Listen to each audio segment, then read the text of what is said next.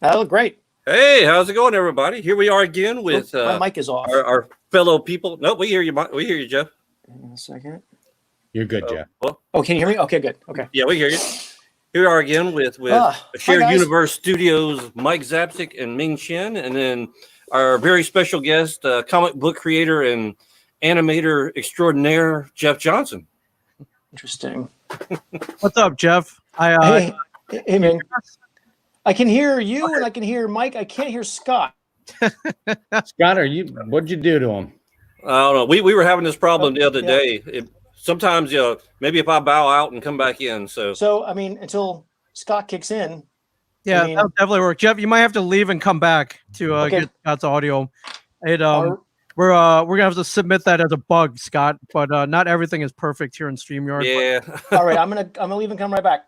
All right, but that was Jeff Johnson. He's coming back. This is a suspense. Everybody, does he come back? For everybody that wants to know, Jeff's part of the original Drink and Draw Society, along with Dave Johnson and Joe Quesada and Dan Panosian, and they have their own stream that they do on YouTube every once in a while, bringing different guests. But this is, let's see if I can bring it up. This is their little logo thing for that. It looks like a menacing group for sure. Oh yeah, I'm sure. They've got their vests when they go riding their Harleys down and kick ass. Yeah, it's almost like a little gang that they have. Oh, excuse me. Let's go put graffiti on the side of the middle school. That'll be my question. Like, what's the initiation once you get into the Drink and Draw Society? Well, that's the first rule of Drink and Draw Society is you don't talk about Drink and Draw Society. All right, how's that? Can you hear me? There he is. We hear you. All right, can you hear me now? I can. Excellent. All right, even better. It should be. Cool.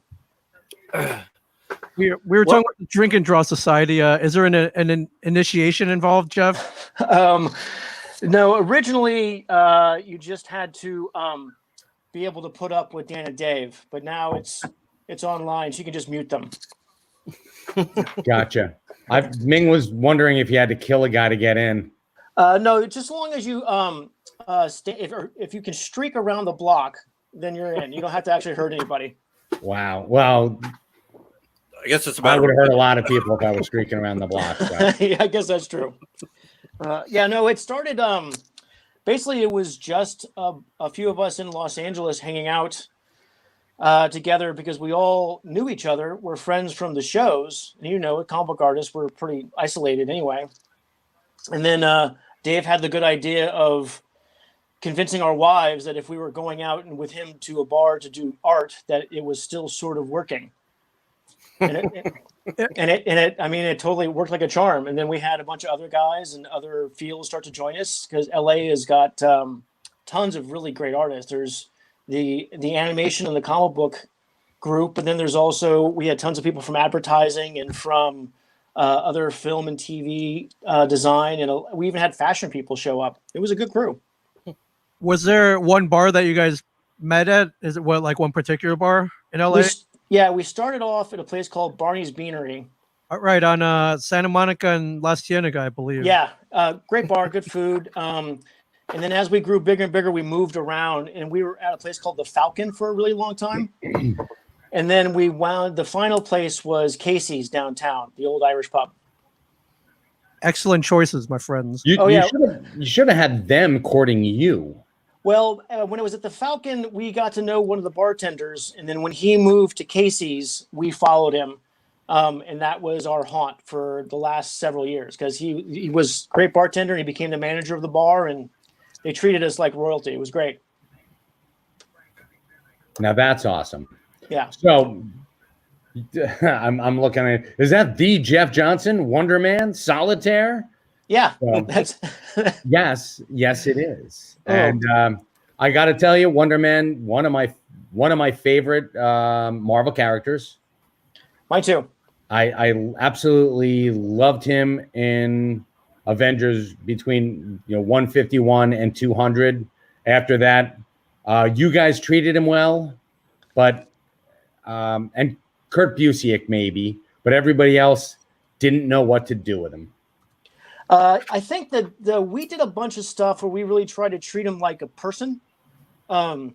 And I think the trouble with him is that he can be so powerful. He has Thor level strength, and he's fundamentally indestructible. That if you don't nail the character of Simon, he easily becomes just a background character, and then you don't know what to do with him because he overpowers everyone. And that's one of the reasons I think people eventually just kill him. Yeah, pretty much. Yeah. Yeah, they paint themselves in the corners, and he's such an interesting character. And for me, part of it was, he was always sort of fearful. Yeah. It's like, oh my God, I could die. But if you can't do that forever. Well, yeah, exactly. One of the things that I wanted to do in our book was to really have him deal with the zen of being a combination of matter and energy and what that meant, and really deal with sort of the philosophical, metaphysical side of being a conscious creature that is different than other conscious creatures. And that was where I really wanted to go with the book. And we played the fun part of him being in LA and a stuntman, but I really kept pushing the metaphysical side because I wanted him to deal with that fear and then become much more of a complete hero. Right. And then shortly after our book ended, they killed him in ForceWorks. And then I think Kurt Busiek went on to make our entire run a dream.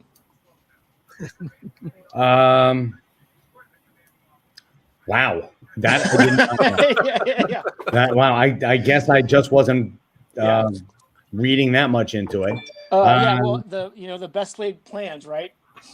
But I mean, again, love the whole concept. Love the whole, getting. He's sort of on the rebound with the Enchantress's sister. The woman that sort of seduced him into becoming Wonder Man in the first place. Yeah. So that's like, wow, your sister was hot. You're hotter, Hey, that's the Simon Williams. I was like, yeah, he's pretty cool. Yeah. No, I loved drawing him. He's a lot of fun. I still get, whenever I go to a show, I still get to draw him a couple times. He seems to be a fan favorite even today. Yeah. I'm not a big fan of what they did to him in Uncanny Avengers with, he's now he's a pacifist. And what? Yeah. They made him, I mean, essentially he's Amish now. He doesn't need any help putting up entire barns by himself.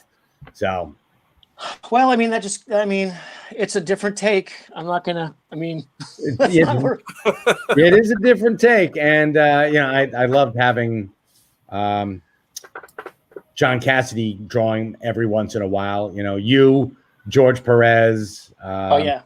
You guys are like the definitive Wonder Man artist. And I'm sorry, but Al Milgrom made my eyes bleed when he made that one, the unitard with the, right. the jetpack, the backpack jetpack. I was like, right. So where do you come down on the safari jacket?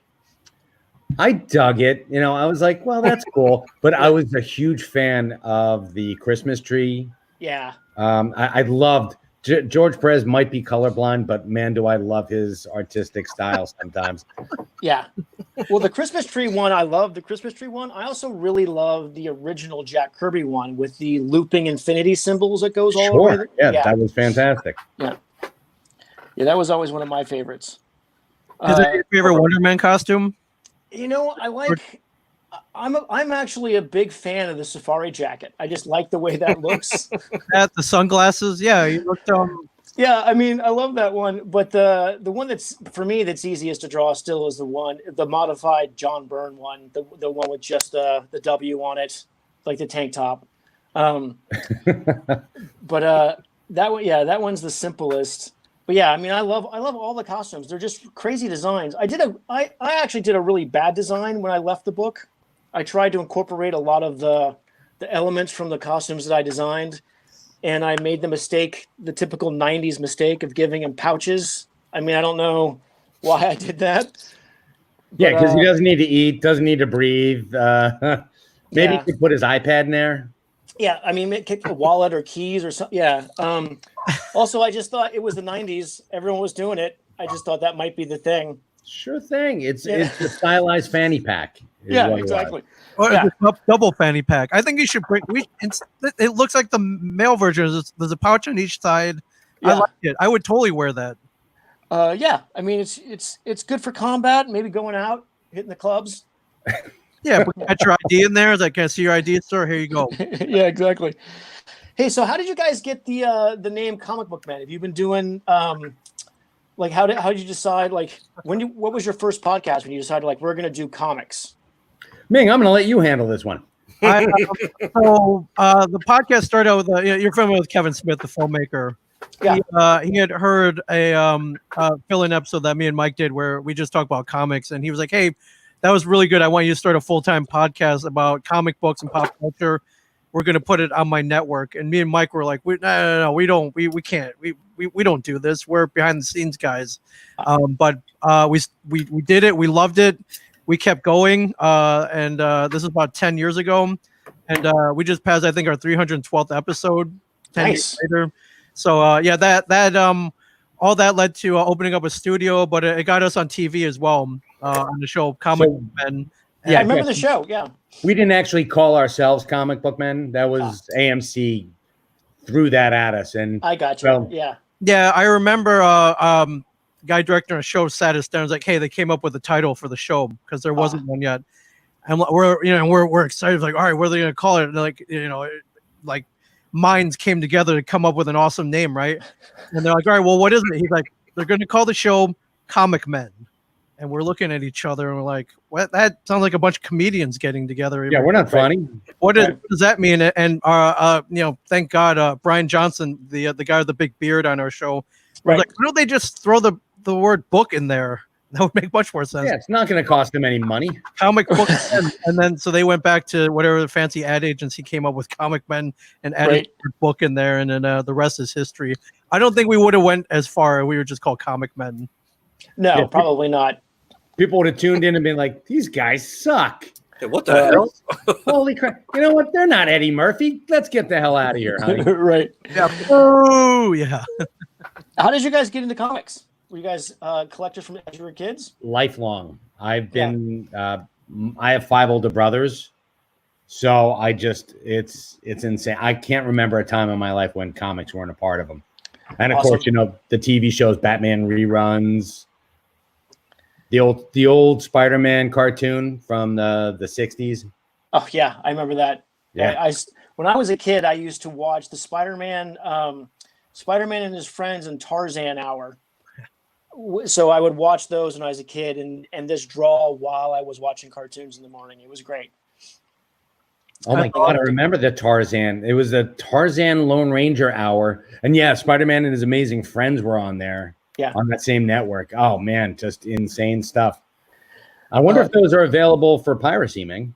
I'm sure they're around. I remember it's funny that you bring that block of cartoons up.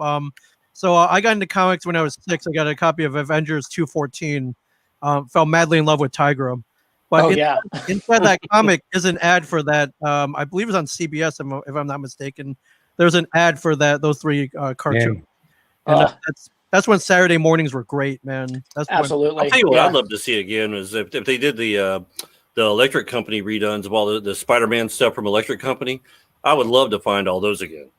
That'd be great if we can get Morgan Freeman to just narrate the whole thing. Narrate everything. Oh yes. Exactly. That would and then be we great. saw Spider-Man climbing up a wall. Yeah. I have to say, I worked on Spectacular Spider-Man the cartoon, and that was a lot of fun, but there's just no beating that first Spider-Man cartoon. No, and just because he would punch people, that was really cool. That was the only time, you saw a cartoon where a superhero was going to punch another dude. Because Super Friends, nothing. Never laid a finger on anybody. Yeah, when I did stuff for Brave and the Bold, one of the rules is that you couldn't actually have Batman hit someone. You would have him swing at someone, and then you would have flash a white card, and then they would be hit flying back. So I wonder when they started doing that. How early? Wow. Yeah, that is insane. Now that you mention it, and that was the Diedrich Bader Brave and the Bold, right? The James Tucker one, yeah. Dietrich Bader was Batman. I don't know I don't know. You mean who was the actor? Yeah, the voice actor. Yeah, he was the voice of yeah. I think it's the same guy, but I'm not sure. the Hammers of Justice. Yeah, the guy from Drew Carey. Yeah, right. Yeah, I'm not sure. I know that was a rule, kind of like the comics code that they had in animation for a while, but I'm not sure when they started doing it. Well, you're doing the Harley Quinn cartoon now. Surely there's not that same thing on there, huh? There are no rules on that show. Have you guys seen it? I have seen previews of it. I let my DC universe. I'm such a bad comic book man. I let my DC universe lapse, and since I let my DC universe lapse, Ming's DC universe I lapsed. I went in to watch the John Wesley Shipp 90s Flash TV show. Oh, great! Oh, wonderful show. I couldn't get in, and I'm like, am I typing in the password wrong? I was like, no, keeps the password the same. And I'll message you mine whenever we get yeah, there. yours? Okay, thanks. I can finally I can rewatch that now. It's the Harley Quinn show. I remember when I first got the script, because I got the audio and I got the script, and I had no idea what I was getting into, because like it's fully adult. I mean, there's swearing, the violence is Tarantino level. It's crazy. But it's a really great, entertaining show, and it's the first show that I've ever worked on that my wife would watch episodes that I didn't draw. So she loves it. It's a great show. It's really funny. Yeah. And it's a fantastic take on female characters and female relationships that I've never seen before in a cartoon. Well, you got to do another female one too. You did was it the Marvel Rising thing too? I did with Spider-Gwen. Yeah. That was a fun one too. Yeah, I've done a lot of what's funny is, like, I got out of comics in the early 2000s to do animation, and I was able through my animation career to do more cool comic book shit than I ever did while I was in comics. That's amazing. Yeah, the manager of the store, Walt Flanagan, and I were talking about you. God, it must have been 6 months ago. Just, whatever happened to Jeff Johnson, and you Google you, and there you are in all your glory. It's like, oh, he's making real money. Gotcha. Yeah. Well, I don't blame you. So I did CrossGen for those couple of years, and I got used to having a weekly paycheck and insurance and all those things, which were a revelation for a comic book artist. And then when I moved back to California, and I was doing a book at Dark Horse, and then I got an offer to do storyboard or backgrounds on Justice League Unlimited when Dave Johnson moved over to do Ben 10. So they needed a guy, and that was my first intro into animation, and I just loved it. It was so much. Being a comic artist can be really lonely, and so having other people around and having like someone look over your shoulder and be like, Are you drawing, or are you moping? Like, what are you doing right now? I thrived under that. And so I liked it. I mean, I got to work on super cool shit too. Spider-Man, the Avengers, Batman, Young Justice. I did a ton of Supergirl stuff. And so once you get used to having an office, the real win for all animation stuff is you have an IT guy. If there's ever a problem with your computer, you just call that department. Yeah. Come on. Fixed. Okay. There's the guy right now for me. That's my IT guy. I hear a lot of whining for sure. Oh yeah. and Ming looks over my shoulder. Is are you podcasting or you're moping? I'm like, I'm moping. Moping. I'm moping. But actually, sorry about that. My daughter needed me. Talking about Justice League Unlimited, my youngest. He's 17 now, but when Justice League Unlimited was on, Cartoon Network moved you so many times, which really pissed me off. Yeah. But the last time that they moved it was on Saturday nights at 9:30 p.m. And we used to put him down around like 7 because he was 2. And I would wake him up at 9:30. And he'd be like, What's the matter? Is the house on fire? I'm like, no, time for Justice League Unlimited. He's Justice like, League. I want to sleep, Daddy. I want to go back to sleep. Like, no, you can appreciate superheroes the way your father does. And we propped them up, and he would watch, and he actually loved Superman and Batman and whoever it was. But it was, I mean, that is to me how I shared my love of comics with my kids. Well, those last season of Justice League Unlimited too, they did such great work with it because it was almost like they knew this was the end, the big hurrah. So they were able to tell stories that I think the creators wanted to tell, and not just to do something towards the market that they've been aiming towards all the time before.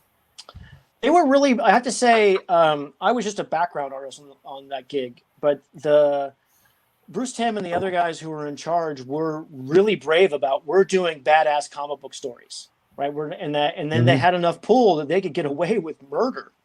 So some of those stories are pretty serious. And also the scale was epic. We were just talking about the Warlord episode where they go in, to Scar Terrace, and I did a bunch of the backgrounds for drawing that inside of the planet.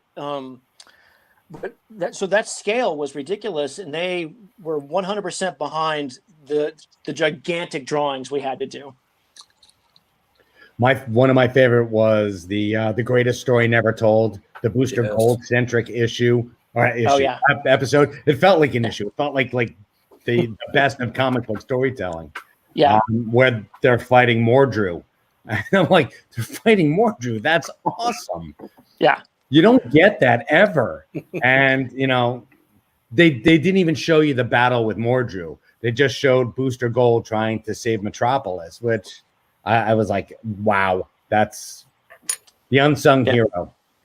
Well, I mean, you guys should definitely, when you get back onto DC Universe, there's all that stuff's on there. It's great. It's fun to catch up on. I've also got it on physical media because I'm the last of the dinosaurs. So. Right. You also did the Young Justice stuff too, which was phenomenal.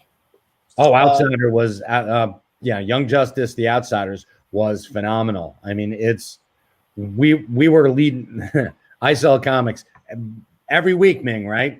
Yes. Go on, tell everybody to save Young Justice. Yes. Yeah, Young Justice is great. Yep. It's a great comic. It was a crazy cartoon.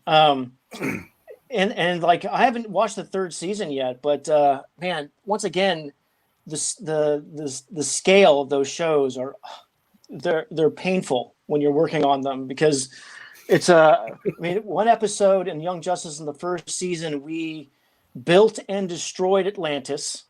And then in the very next episode, we had all the Jack Kirby Fourth World stuff. We had to build and design all that shit. And we just kept moving on. Like, we never went back to either of those places. Yeah, we really hurt the studios in Korea. I remember once I remember once listening to a call where like the studio in Korea is like, we can't do it. And so that show was plagued by all kinds of deadline trouble, and it was mostly because of the scale. Wow. Well, how does that compare in scale? You worked on another cult kind of iconic cartoon too with Boondocks. How does that compare to from Justice League and right. Spider-Man to the Boondocks? I think one of the things that all those shows have in common is that the person in charge is a powerful cult of personality. So whether it's Greg Weisman or Bruce Timm or Aaron Magruder, they have a vision, and no matter how many times you tell them that vision's not going to work, they just won't listen. And so they're able to push through these crazy epic storylines. And Boondocks was the same way. Like, it was supposed to be this quiet, like just a suburban story with these kids. In every episode, there was a gigantic fight scene or a million characters or a natural disaster. I mean, that makes for great television.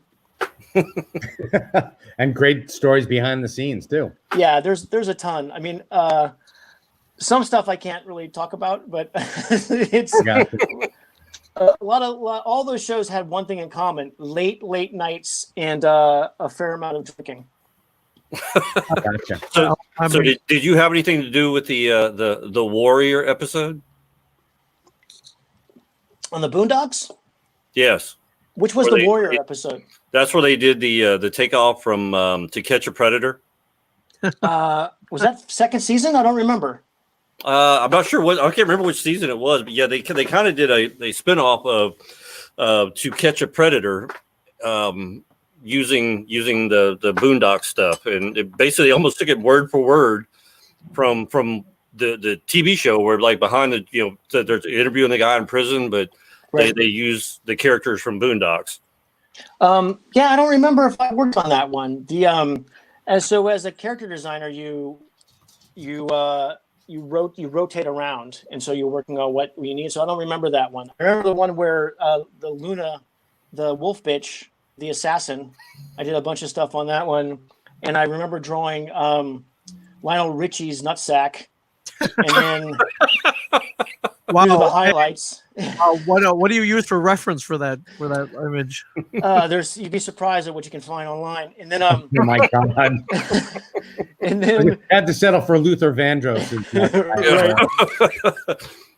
Yeah, and then I remember one of the other really traumatic ones is Granddad falls down the stairs, and he's wearing a towel, and the towel comes off, and I had to draw a special shot of what it looked like as he was falling into cam. That was a rough day, but you get paid by the hour, Right. Scott, that was season 3, episode 9. Okay, Yeah, yeah. okay, yeah. Yeah. The Date with the Booty Warrior. Oh yeah. Yeah, the Booty Warrior. If you haven't watched it yet, it's phenomenal. Oh yeah. No, I was only on there for the one season before we moved on to Spider-Man. So you guys have a favorite? So you still love comics? Do you have a favorite one at the moment? Well, trying to think what I've been digging what Marvel's been doing with the Star Wars universe, and they keep doing these limited Darth Vader runs. Cool. And they've been fantastic. Excuse me for 1 second. Shut up. They've been doing these, in between New Hope and Empire Strikes Back, where cool. Vader takes the blame for the destruction of the Death Star. Okay.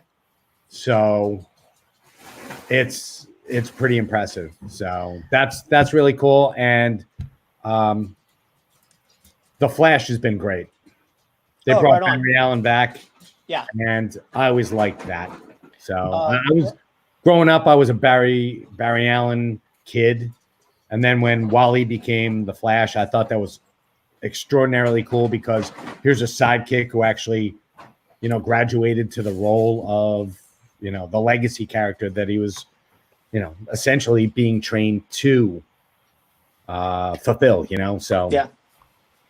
That particular era with Jeff Johns and Scott Collins is great. Oh yeah. Yes. Yeah. Yes, amazing. Okay, well, we're gonna have to get Jeff on here pretty soon. With Scott. I mean, get Scott on here pretty soon. We actually get you and Scott on here. Y'all two get along so well that it might actually. Well, me and Scott. We might actually get stuff that may not need to be heard. Oh, right. Yeah, Scott's one of my oldest friends. We were both working at Malibu at the same time, and he lived in Wisconsin, and so he moved out to California to be close to the studios, and then he just joined the studios, and we've been pals ever since. Yeah, the stuff he's doing on Shazam right now is really good too. Yeah, it looks phenomenal. Yeah. Yeah, I don't know. I think for me though, I think the comic book that I seem to gravitate, I guess as I'm getting older, I tend to gravitate more towards like independent stuff. And lately, the few that I almost have to read religiously from book to book, I can't even wait for the trades to come out, is Deadly Class and Saga when they were coming out. Yeah, those two just kept me going. I have to say, I just discovered, I do every month, though we haven't done it lately, I do a book club at my little local bookstore where we get a trade paperback and we read it that month and we talk about it. And we just did Saga, and it's amazing. Like, I just read the first trade paperback and I got the second one, and Deadly Class is the same way. Those are great books. Yeah, those are the ones. Like I said, I knew I liked it whenever. I think by the time with Deadly Class, I think the 6th trade had come out, and I took him to work with me, thinking, all right, well, I can read a little bit, and it'll last me for the next couple of days. I had all 6 trades read in about 4 hours, and couldn't wait to find the next one coming out. Awesome. Always a good sign. Yeah. There's a little known one. I don't know if you've ever heard of it, Jeff. Oh my God, is it Bulletproof Coffin? Oh, I haven't. Shaky Cane. It's actually pretty cool. It is. If you took Jeff Darrow and threw him into like a one of the pods from The Fly with Frank Whiteley. Oh, wow. And what would emerge would draw this. So, Jeez. yeah, it is Bulletproof Coffin. It's pretty cool. Awesome. They did a follow-up called Disinterred. Whenever someone asks me, like, what's your weirdest comic? I want something so out there. And, I can always throw them towards Swamp Thing or, Sandman. But I definitely, this is one of the ones that is, I push them toward. And they did a one-shot called Shaky Cane's 1,000-Yard Stare. And it's about a guy who goes to Comic-Cons and everybody gets on his nerves so much that he finally snaps and just starts taking shots at people. So I'll definitely look for that one. So Wow.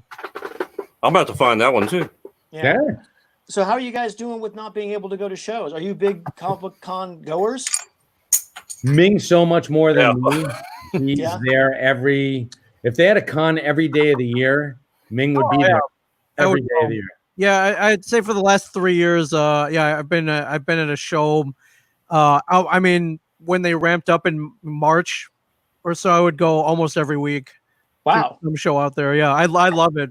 I love it, and I miss it a lot. It's nice to sit here and slow down for a little bit, though. And if it was just me missing all those shows, I'd feel pretty torn apart. But it's everybody. And it stinks, but what are you going to do? You just there's no show to go to. So, I feel bad for everybody involved. From the creators don't have a venue to go to and promote and sell items. I know a lot of creators depend on that on their income. To the vendors, and then even the guests that go out and get paid for autographs and stuff. That's part of their income as well. And then the shows.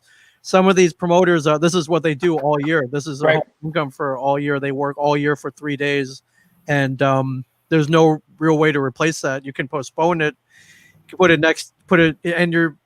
think most, if not all of them, are probably going to have to go to next year, even if they postponed it later in the year. I don't think it's going to happen.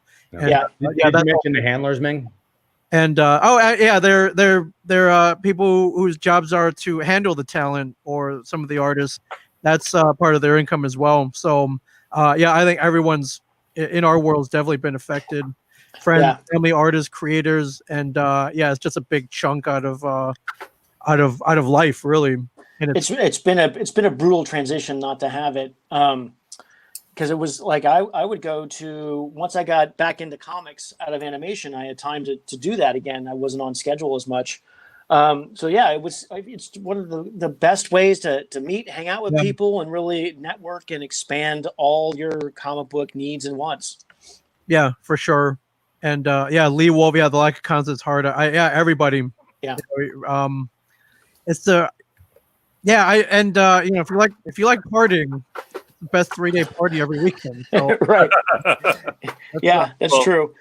Well, how are these virtual cons doing? I think you're doing one like coming up pretty soon. I mean, are they actually successful or? I think it's still experimental. So I've done 3 virtual conventions, and the one of them was kind of like, hey, we'll hop on something like this. We'll do this like a panel so everybody can tune in. Right. And if you have anything you want to sell, like an autograph or whatever, throw up a link or something, and people can go and buy it. And, it was fun. That was kind of the first one. The second one I did was a little more organized. They partnered with Twitch, where they put all the panels on Twitch. and they got some higher tier stars. They called in some favors. So in order to tune into the panel, you just subscribe. It was like $5 per person. But they got, I think, 3,000 or 4,000 people to sign up and show up. So, and then the other revenue stream was you could book a one-on-one video chat with somebody. It was $50 for 5 minutes. That sounds so dirty. That sounds. I was like, wait, we did this back in the 80s with the 900 numbers. Like, what? Exactly. Right. You know what? Listen, I'm paying $50 for 5 minutes with you. Right. That topic up now. Yeah. Ming Chen. Yeah, but, they had cast members from Arrow, the Arrow TV show, and a lot of the CW shows.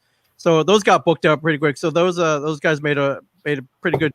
They made some money that weekend for sure. They donated proceeds to first responders, which was good. And then there's one coming up this weekend called the Mainframe Comic-Con, and I'm interested. Their guest list is pretty huge. They somehow they got Kevin, they got Clark Gregg from Agents of S.H.I.E.L.D. Cool. They got Chuck Palahniuk from Fight Club, writer Fight Club and Survivor. They Nathalie Emmanuel from Game of Thrones. They got some pretty big stars there. So I think they're gonna do panels like this through StreamYard. Right. But as far as making money, I think all the money's going to comic book shops in that case. Right. So while I don't think cons will move virtually full time by any means, but I can see them as being a component to physical cons. If you can't go, you can tune into a panel for $5. That would make sense. Yeah, or maybe you can buy an autograph online or schedule some kind of short video chat. I don't think it would be exclusively online at all, but right. I think I think they can make it a component definitely though to open up a revenue stream for sure. My idea for iPads on Roombas. So RoombaCon. Yeah, there you go. That would be safe. Well, we had talked about this. I think actually Mike kind of came up with the general idea of it. But since Free Comic Book Day is kind of postponed, canceled, or whatever for this year, I was actually thinking about doing something similar to it, but from the comic book aspect of just, granted, I'm not going to be as organized as some of these other ones, but I would love to do like an online Free Comic Book Day where place that we could bring you in and a bunch of other people we know and Ming and Mike and kind of the same thing. You can showcase some of your artwork and your prints, and people can show a link to they can just buy them. You can mail them off and autographs and original pages, things like that. That's a great idea. Or you could do also a while you're at talking to people doing this, you could be sketching, doing like a Wonder Man commission and just auction that off. Yeah, that's a great idea. Well, yeah, we're gonna have to imagine the level of stress lines. What were your experience working in animation versus comics? Well, I have to say, so one of the things about comics is that you are your own boss. So the stress is pretty much self-imposed. Whatever the deadline might be, you're still just by yourself. In animation, there's a lot more money involved, and there's a lot more people who get paid to make sure that the pipeline is moving. So there's just a lot of people on, which is good for me because I'm easily distracted. But it can be super stressful, especially when the thing about comic books is there's not really a lot of notes ever. Like you get your script and then you do your pages and you send them in, and then you're pretty much left alone. But when I remember I did an episode or the Bad Blood movie with Batman and Robin and Dick Grayson. Oh yeah. I did there was that whole, I don't know if you guys remember the movie or not, but there's a whole opening scene where Nightwing is pretending to be Batman because Batman goes missing. Yeah. And so he's in the middle of a train yard, a shipping yard, fighting a bunch of goons, fighting what's the guy's name? I can't remember now. The Mask Black character. Man. Yes. Right. So that whole scene was originally scripted as something entirely different. And then I did a ton of it and it was working, but it wasn't exciting or interesting. And then the director and I came up with that whole car, machine gun, blowing up, that whole scenario. So we came up with that, and I just went back to work. But the deadline doesn't change. So all that, the week's worth of work that went into that first section just got thrown out, and so you have to start over. So the crunch at the end becomes pretty fierce to where you're just at the studio all the time. Well, So, I know I wanted to bring up this because I know Ming's a huge G.I. Joe fan, but because you worked on the G.I. Joe Resolute as well, or Resolution, was it? I did. I worked on Resolute, and I was almost the lead designer of Renegades. Oh man! Oh wow! Yeah, I lost out to Clem Suave, who was an amazing artist and a great guy. But it came down to the two of us, and his designs were just much cooler than mine. They made much better toys, and they were much better for animation. Yeah. It was funny, too, because it was we both took totally, I don't know if you remember the cartoon, but they're on the run. Yeah. And so when when we were doing our tryouts for it, it was a pretty loose, design job in the beginning. So both of our takes on it, like what would we do? And since they were military guys on the run, and I used to be in the Army, I had them carrying very, very little because I thought, oh, these guys need to be quick. They're just this, like Flint just has a knife. He just has the gun. Like these guys just have the one weapon. And that was my design take on it. But Clem's was, this guy's got a cool backpack. He's got a giant thing. There's a robot. Right. Pouches, accessories, everything. You went 90s. I fucked up.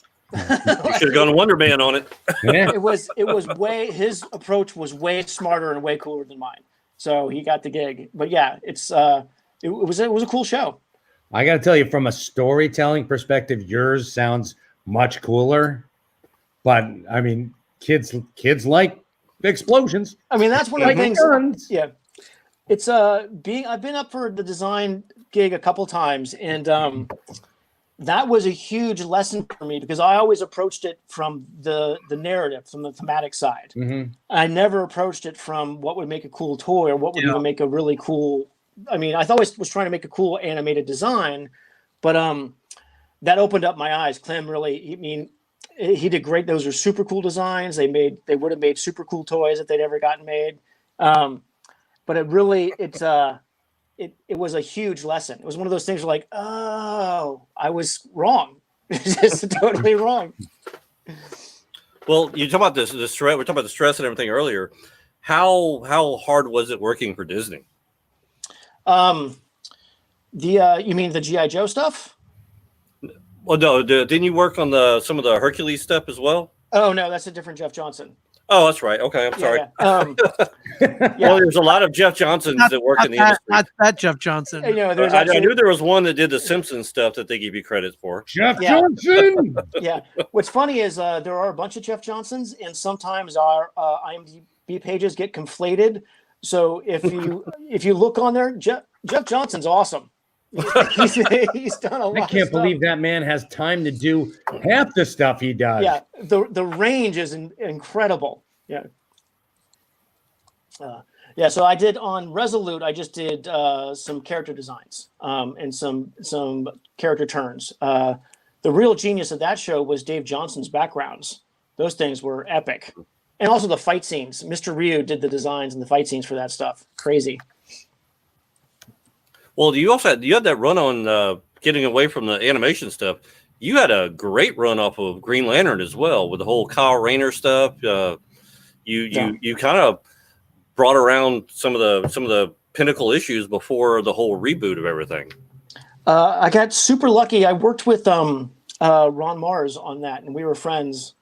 And I just loved, as much as Hal Jordan is the ultimate Green Lantern, I loved Kyle Rayner. I just really understood who he was and how he moved, and I really liked drawing him. I also liked the being able to draw the creations, the ring constructs, make them anything I wanted. So I did a bunch of robots, dragons, and then I don't know if you guys remember, I did an annual where he goes into a painting, and it's all Hal Foster and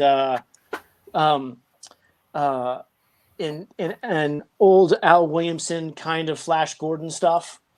that was a lot of fun. So I got to make up a whole world in there. It was all like dinosaurs and monsters and aliens and sword fights and all that kind of shit.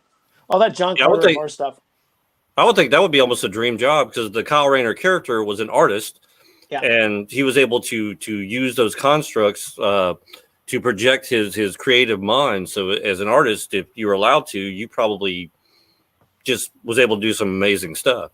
It was great. It was a fantastic job. I mean, Ron is a great writer, and he was a good friend, and still is a good friend. And he, working with his scripts were always a joy, because he knew all of his pencilers well enough. He sort of tailored them towards the stuff that we were good at.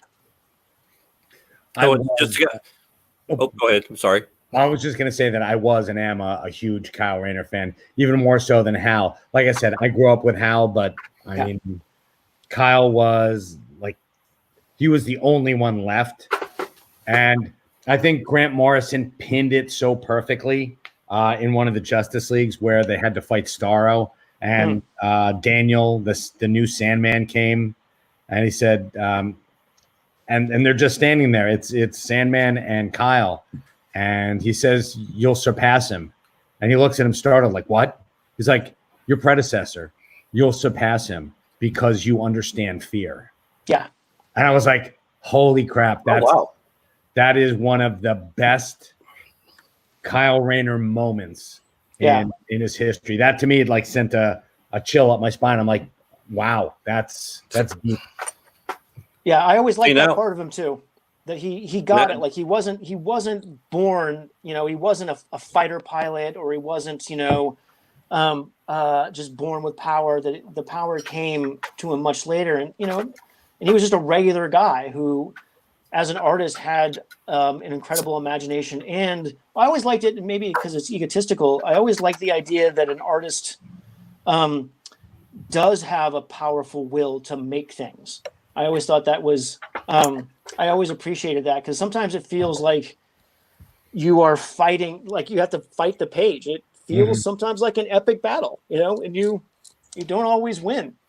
You just want a ring. I would love a ring. Gentlemen, I'm so sorry, but I do have to bolt. All right. Mike, it was a pleasure hanging out with you. Jeff, I hope we get to do this again. Anytime. I'm just sitting here. Fantastic. Scott, thank you again. All right. Ming, you guys keep talking. I'm just gonna. Well. All right. Yeah, no kidding, guys. All right. Have a great day. Mike. Yeah, you too. All right, Mike. Take care. We won't. Sorry, guys. Mike's got diarrhea, so he had to run. So. Better safe than sorry. Well, you're not just sitting there. What are you working on right now? And I'm kind of curious too. And in light of everything, it appears that you're still very busy. I'm just working what you're working on, and if you've been busy this whole time that we've been on lockdown. So I am. So that is. I don't know if you can see it or not. Yeah, I see that. My new book is a book I'm doing with James. Yeah, I'm gonna bring up some images right quick while you talk. So I'm doing a book at Image right now with James Robinson. It's called Rogue's Kingdom, and it's a book we created together. But James is really making it awesome. I'm just doing some drawings of cool things. It's a fantasy adventure story kind of thing. We're doing it at Image. I'm still working on it, and once I have the first 3 issues in the can, then we'll announce it. But it's that's what I'm doing mostly. That's my day job for the most part. But during the But during the shutdown, I've been lucky enough. The fans have reached out and I've gotten a lot of commissions and bought a lot of pages. They've been super supportive. And then while I'm doing, that's a panel that I was working on this morning. And then while I'm doing that, I'm still occasionally doing.